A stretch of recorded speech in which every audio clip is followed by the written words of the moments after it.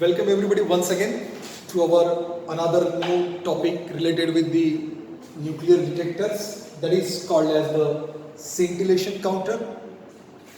The first of all, we see easily the what is the importance of the counter, because we know each and every radioactive element emits some amount of radiations for their stability.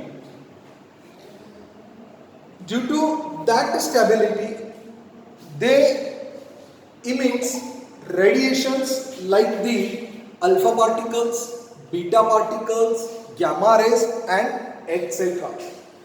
The counting of that radiations, that is highly energetic particles or the low energetic particles, to count such kind of these radiations, we need to some counters, and from that the one of the important, that is the scintillation counters. So first of all, we see here these kind of the counters can also detect the radiations as well as they count the energetic particles which is comes from the radioactive materials. Now we see the scintillation counters. First of all, we see some brief history about the scintillation counters. सबसे पहले क्या करेंगे हम लोग कि इसकी जो भी कुछ हिस्ट्री है, ये कैसा प्रोड्यूस हो गया, ये कैसा इन्वेंट हो गया, हर तरह की चीज हम लोग यहाँ पे समझेंगे. इसको थोड़ी सी बड़ी हिस्ट्री है, नियर अबाउट 20 डिकेड्स, 20 या 30 साल, 30-40 साल तक की हिस्ट्री इसकी हिस्ट्री है. वो हिस्ट्री हम लोग यहाँ पे देखेंगे. सबसे पहले क्या करेंगे, हम जाएंगे 1903 में. 1903 में चले जाओ. सबसे पहले 1903 में क्या हुआ था, दो अलग अलग साइंटिस्ट थे. एक था ब्रूक्स और दूसरा था जेक्सिन. ये जो दो साइंटिस्ट थे, ये अलग अलग वर्क कर रहे थे related about the counting of the radio active elements. So इसमें से क्या हुआ कि उन्होंने सबसे पहले बताया कि कुछ प्रोबेबिलिटी है कि ये जो रेडिएशंस है, ये रेडिएशंस क्या करते हैं कि जब भी ये बाहर आते हैं, जो रेडियो एक्टिव एलिमेंट्स है जो खुद को स्टेबल करने की कोशिश करता है, स्टेबल करने की कोशिश करते वक्त जो भी कुछ रेडिएशंस वो प्रोड्यूस करेगा, उसके रिलेटेड इन्होंने एक थ्योरी प्रपोज की. उन्होंने कहा कि such kinds of these radioactive elements, they produces some flashes. They produces some flashes.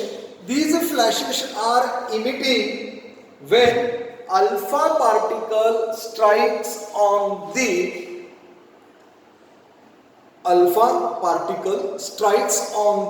zinc sulfate. जब ये जिंक सल्फेट पे स्ट्राइक होंगे, ये जो अल्फा पार्टिकल है, ये अल्फा पार्टिकल जब जिंक सल्फेट पे स्ट्राइक होंगे, उसके बाद ये क्या प्रोड्यूस करेंगे, सम फ्लैशेस प्रोड्यूस करेंगे. और ये जो फ्लैशेस है, ये फ्लैशेस ऑब्जर्व करने के लिए उन्होंने क्या किया, एक माइक्रोस्कोप का यूज किया, with the help of microscopes. और जो भी कुछ जिंक सल्फेट था, वो जिंक सल्फेट को इन्होंने नाम क्या दिया, ल्यूमिनेसेंट. इसको नाम क्या दिया इन्होंने, ल्यूमिनेसेंट नाम दिया. मतलब क्या हो गया कि जो भी कुछ ल्यूमिनेसेंट मैटर्स है, उसकी प्रॉपर्टी क्या कहती है, सबसे पहले हमें कि these property says that when the energetic particle is incident on it, then they produce flashes. क्या कहा मैंने, फिर से एक बार सुनो। When energetic particle is incident on it, then they produces the flashes that is called as the scintillation. उसको नाम क्या दिया उन्होंने, स्सिंटिलेशन का नाम दिया। उसको नाम क्या दिया उन्होंने, स्सिंटिलेशन का नाम दिया। मगर उन्होंने एक सबसे बड़ी गलती की, किसने, क्रूप ने और गिचिन ने एक सबसे बड़ी गलती की। उन्होंने क्या किया, इसका पेटेंट नहीं करवाया। सबसे बड़ी क्या गलती की इन्होंने, इसका पेटेंट नहीं किया। और आप लोगों को पता है कि जब तक कोई भी थ्योरी हो या कोई भी इन्वेंशन हो, जब तक आप उसको पेटेंट नहीं करते हो तब तक वो आपकी मानी नहीं जाती। फिर उसके बाद क्या हुआ, उसके बाद 1908 में, कब, इन द सिंस ऑफ 1908, एक रेगनर नाम का scientist, the name of that scientist is Ragnar. Ragnar ने क्या किया, सबसे पहले 1903 में क्या हुआ था, थ्योरी इन्वेंट की गई थी, मगर रेगनर ने फर्स्ट अटेम्प्ट किया इसको काउंट करने का। फर्स्ट अटेम्प्ट किया किस चीज का, ये जो भी कुछ फ्लैशेस प्रोड्यूस हो रहे हैं वो फ्लैशेस को काउंट करने का काम किसने किया, इस रेगनर ने किया। तो रेगनर क्या कह रहा है कि ये जो भी कुछ फ्लैशेस है वो जो काउंट कर रहा था, वो काउंट करते वक्त उसको सबसे बड़ी दिक्कत आई, वो है माइक्रोस्कोप। उस टाइम माइक्रोस्कोप का जो भी कुछ रिजोल्यूशन था वो रिजोल्यूशन कम गिर रहा था for the counting such kind of the flashes. तो मतलब क्या हुआ, 1903 में चालू हो गया, 1908 में भी इसमें प्रॉपर वर्क नहीं हुआ। तो उसके बाद और एक इन्वेंशन आया which is in 1945।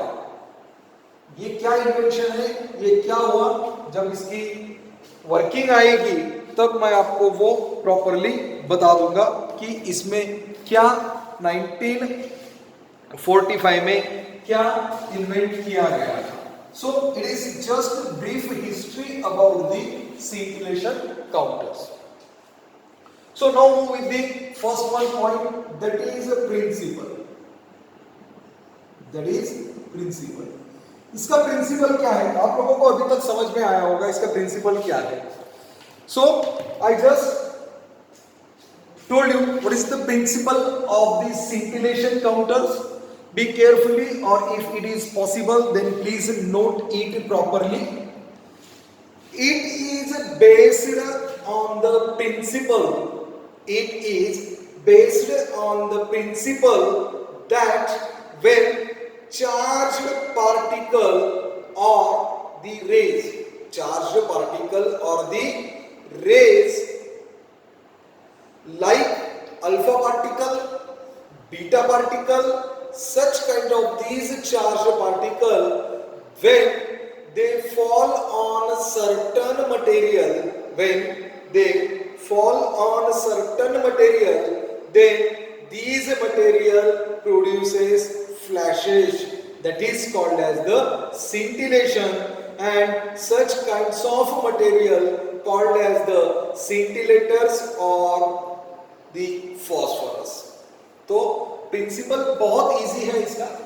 इसका प्रिंसिपल किस चीज पे बेस करता है, it is simply says that when the charged particles, we know very well the charged particle like the alpha particle, beta particle, etc. Such kind of the charged particles fall on certain material. आप लोगों को पता है कि हमने वहां पे एक मटेरियल लिया था दैट इज जिंक सल्फेट, और उसके जैसे बहुत सारे मटेरियल हमें आगे भी देखना है। तो they fall on the certain material, then they emit, or the material produces flashes, that is called as the scintillation, and such kinds of certain materials called as the scintillators or also called as the phosphorus. So it is the first part. अब हम इसका पूरा construction समझते हैं अलग अलग parts की ओर से. ये हो गया हमारा फर्स्ट पार्ट, ये हो गया second part, this one the third part, this is the fourth part. तो फर्स्ट पार्ट में क्या है, what is in the first part, this is a yes, it is nothing but the source. It is nothing but the source. ये कौन सा source होगा, ये कौन सा सोर्स होगा, this is called as the radio active element. कोई भी रेडियो एक्टिव एलिमेंट जो कि अल्फा पार्टिकल इमिट्स करेगा, बीटा पार्टिकल्स इमिट्स करेगा, इसके जैसे जो रेडियो एक्टिव एलिमेंट खुद को स्टेबल करने की कोशिश करते हैं, वो कोशिश ये क्या करेंगे, यहां पे रेडिएशन प्रोड्यूस करेंगे. So first of all we see here the first point, this yes is nothing but the source. Now second one, that is called as the scintillator. Second one called as the scintillator. The scintillator is the simple kinds of, these are the simple kinds of these diagram. So in that scintillators, ये लग तो बहुत छोटा रहा है हमें ये scintillators, लेकिन जब आप इसका कंस्ट्रक्शन देखोगे तो आपको समझ में आएगा कि ये कितना हार्ड है. So let's move with the scintillators. This scintillator is made up of the luminescent material. We see already what kinds of the luminescent materials. ये क्या है, ये जो scintillator है, ये scintillator क्या है, एक प्रकार का ल्यूमिनेसेंट मटेरियल है. लेकिन ये जो मटेरियल है, ये मटेरियल हमें इनसाइड करना है, which is placed inside the one kind of the envelope. We know what is the envelope. Envelope पता है आपको कैसा होता है envelope, the three sides like that. This one side and this side. That means these three sides are completely closed. Like that our डब्बा, जो घर में अपने डब्बा होता है ना, वैसा ये तीन साइड से यहाँ पे क्या है, it is closed. And when we see in the scientific language, it is called as the envelope. This is like the envelope. And ये जो envelope like जो structure हम लोगों ने यहाँ पे बनाया है, उसके अंदर हमें क्या रखना है, that is luminescent materials, and the three sides of these envelope like structures are innerly covered by aluminium. जो एल्यूमिनियम फॉइल होती है, आप लोगों ने बहुत बार देखा होगा. नाउअडेज बहुत लोग जो टिफिन वगैरह बन के देते हैं, तब वो एल्यूमिनियम की फॉइल होती है, वैसे ही लगती है ठीक जाड़ी. उसके अंदर क्या करना है, हमें एक एल्यूमिनियम का इन्वेलप के अंदर एक एल्यूमिनियम प्लेस करना है, एल्यूमिनियम की एक बॉर्डर उसको देनी है, एल्यूमिनियम की वॉल उसको देनी है. और वो उसकी जो वॉल है, these wall are strictly reflected. उसकी जो भी कुछ वॉल होगी, वो वॉल क्या चाहिए, स्ट्रिक्टली रिफ्लेक्टेड चाहिए. उसमें से क्या होना चाहिए, रिफ्लेक्शन प्रोड्यूस होना चाहिए. सो it is all about the scintillators. Okay, now और उसके बाद क्या है कि ये जो scintillators है, scintillators के बाद क्या होगा, यहाँ पे जो भी कुछ आएंगे वो रहेंगे scintillations. क्या रहेंगे, वो scintillations रहेंगे. So अब देखते हैं क्या होता है exact process. Now after that we see the photo multiplier tube. अब मैंने बताया था ये 30 और 40 साल का कंप्लीटली ये क्या है, वर्क है. 1903, 1908, अब आता है 1945. 1945 में क्या हुआ था, ये जो फोटो मल्टीप्लायर ट्यूब है, ये फोटो मल्टीप्लायर ट्यूब का इन्वेंशन हुआ था इन 1945. सो अब देखो ये जो फोटो मल्टीप्लायर ट्यूब है, in that photo multiplier tube the left side, which sides? The left side, the left sides में क्या है, एक लेयर बनाया गया है. What is that? That is one kind of the layer of transparent material. यहाँ पे क्या है, लेयर है जो कि ट्रांसपेरेंट मटेरियल का बनाया गया है, and these are made up from the CSSB. CSSB उसे क्या कहते हैं हम? That is CGM antimony. और बहुत सारे बुक में ये CSSB के अलावा कहीं सारे बुक्स में, बहुत सारे बुक्स में क्या किया है, that is सिल्वर मैग्नीशियम भी यूज किया गया है, and these are completely used like the cathode. ये क्या है, completely used like the cathode की तरह ये वर्क करता है. Now in that we see that is D1, D2, D3, D4, D5 such kind of the diodes. और ऐसे कितने डायोड्स होते हैं? Near about 13 to 16 diodes. Near about 13 to 16 diodes उसके अंदर होते हैं, and these such kinds of the diodes are called as the electrode. ये जो भी कुछ डायोड्स है 13 से 16 लिए हुए हैं हमने इसके अंदर, the all kinds of the diodes are simply known as the electrode. और ये जो इलेक्ट्रोड है, ये इलेक्ट्रोड का जो अपर सरफेस आप लोगों को दिख रहा है, such kinds of the upper surface, ये वाले जो अपर सरफेस है इसमें, these upper surfaces is coated with the material, these material like the same, that is CSSB or silver magnesium, such kinds of the materials which is coated on these. यहाँ पे क्या किया गया, हमको coated किया गया है हर एक डायोड के अपर सरफेस पे. और ये जो सारे डायोड्स है, these diodes are applied externally high potential. Externally high potential applied किए हुए हैं. Like that, suppose consider here is the 100 volt, here is the 200 volt, here is the 300 volt, here is the 400 volt, here is the 500 volt, and like that, and like that. तो ये जो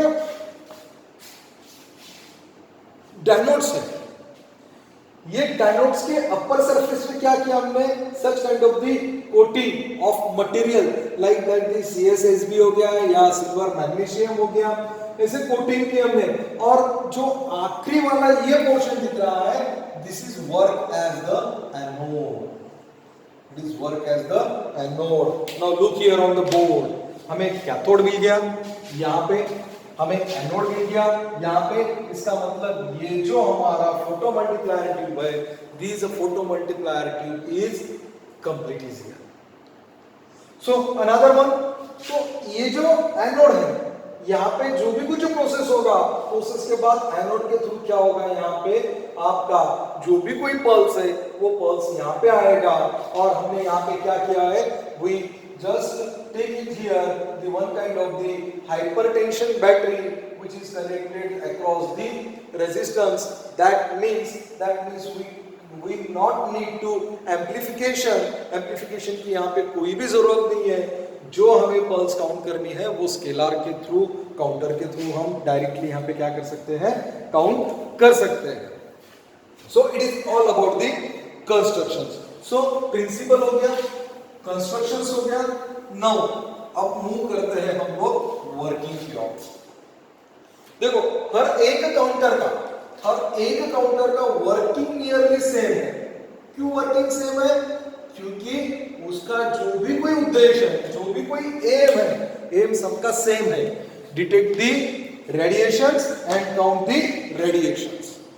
सो ये क्या है, ये सेम है. Same है इसलिए इसका वर्किंग सेम आएगा। इसका मतलब ऐसा नहीं है कि वर्किंग सेम है तो हम पढ़ाएंगे नहीं, हम जरूर पढ़ाएंगे यहाँ पे वर्किंग उसका। So now move here. First of all क्या किया था हम लोगों ने, we see here first of all one kind of the radiations can be emitted, radiations can be emitted from these place. कौन से प्लेस से रेडिएशंस इमिट हो गए, ये प्लेस से आपके रेडिएशंस इमिट हो रहे हैं, बराबर है।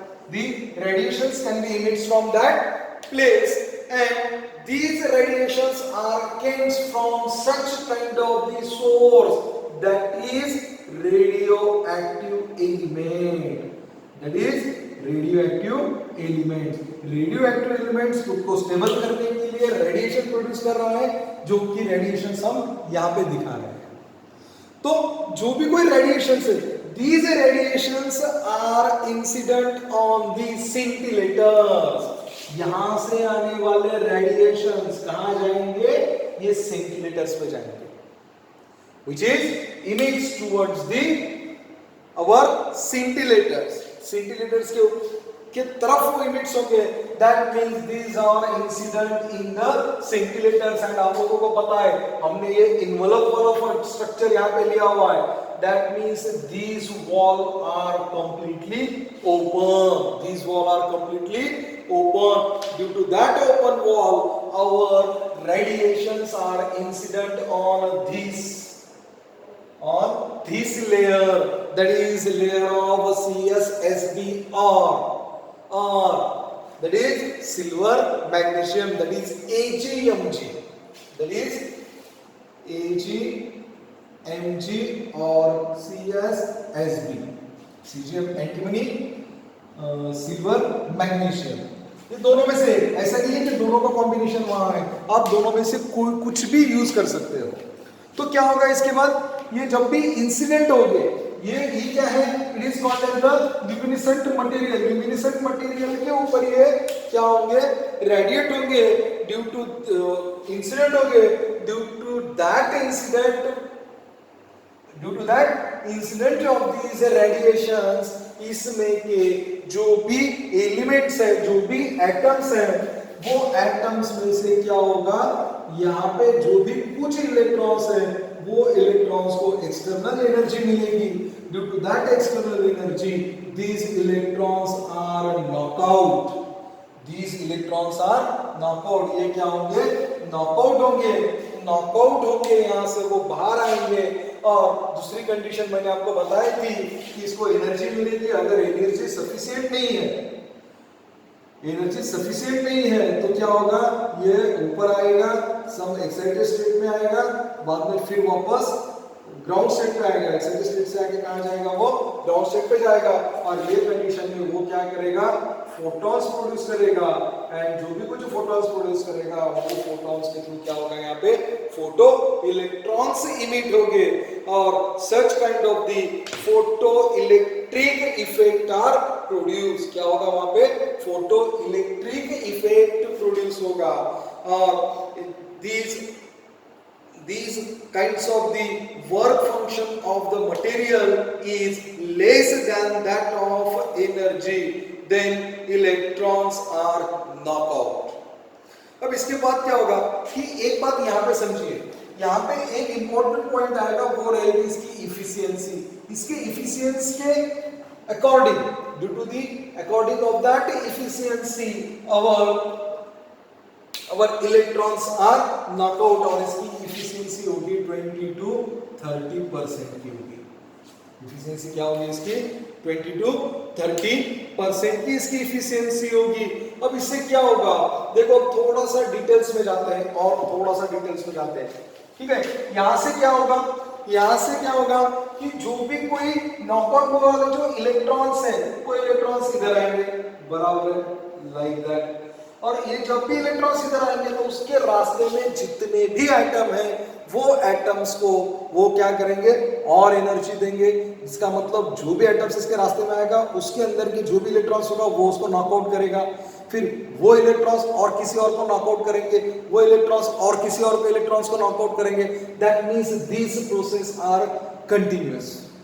तो क्या होगा, सपोज कंसीडर यहाँ पे 2 आ गए, तो यहाँ पे जब वो जाएगा, तो कितने रहेंगे वो 4 रहेंगे। अब आप बोल रहे हो सर ये यहां से यहां क्यों जाएगा, ये कहीं भी जा सकता है, नहीं जाएगा। व्हाई?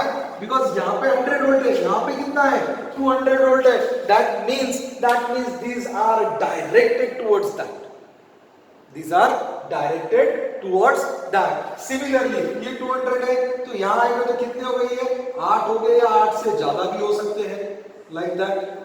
क्यों? पता नहीं है ना उसको, क्योंकि रास्ते में कितने आएंगे और कितने को नॉकआउट करके वो उसके साथ ले जाएगा डिरेक्ट। मगर ये तकरीबन ये 4 हो गया, ये 8 हो गया, ये और बढ़ेगा, ये और बढ़ेगा ऐसा, ये और बढ़ेगा ऐसा। कहां तक बढ़ेगा? जहां तक हम लोगों ने ये इलेक्ट्रोड लिए हैं, जहां तक हम लोगों ने ये डायोड लिए हैं, वहां तक वो बढ़ेगा। और आखिर में ये जो है ये कहां जाएंगे, आपके एनोड्स पे चले जाएंगे। कहां पे जाएंगे? एनोड्स पे चले जाएंगे। एनोड्स के बाद ये सीधा इधर आ जाएंगे, सीधा इधर आ जाएंगे, और उसके बाद क्या होगा, आपके पल्स इजीली काउंट हो जाएंगे। आपके पल्स क्या हो जाएंगे, इजीली काउंट्स हो जाएंगे। सो ये जो पूरी प्रोसेस है, this process is called as the scintillation counter. This whole process is called as the scintillator counter. So एक पॉइंट मैं यहां पे आपको एक्सप्लेन करना चाहता हूं कि हमारे जो सिलेबस में दिया गया है कि स्सिंटिलेशन काउंटर, उसके सामने कुछ पॉइंट्स बताए गए हैं, ऑर्गेनिक, क्रिस्टल लाइन और inorganic, such kinds of point. But जब आपको मैं नोट्स दूंगा इसके, तब आपको समझ में आ जाएगा कि इसके अंदर ही आपके ऑर्गेनिक क्रिस्टल वाला पॉइंट क्लियर हो गया, इनऑर्गेनिक वाला पॉइंट क्लियर हो गया, फोटो मल्टीप्लायर ट्यूब वाला पॉइंट क्लियर हो गया। सिमिलरली स्सिंटिलेटर्स वाले जो छोटे छोटे पॉइंट्स है वो ऑलरेडी क्या हो गया, आपके काउंट हो गए या क्लियर हो गए। So it is all about the scintillator counters. And exam में क्या लिखना है, that is principle, working, constructions. और थोड़ा टाइम मिलता है तो इसकी ब्रीफ हिस्ट्री मैंने जो आपको बताई थी, जो कि 1903 से स्टार्ट होती है, 1945 तक चलती है। क्रूक से लेके इसके इन्वेंशन तक, फोटो मल्टीप्लायर ट्यूब के इन्वेंशन तक आपको ब्रीफ हिस्ट्री लिखनी है। अच्छे मार्क्स चाहिए तो मत लिखिए, कोई दिक्कत नहीं है। So it is all about the scintillation counters. So guys, thank you very much, have a nice day.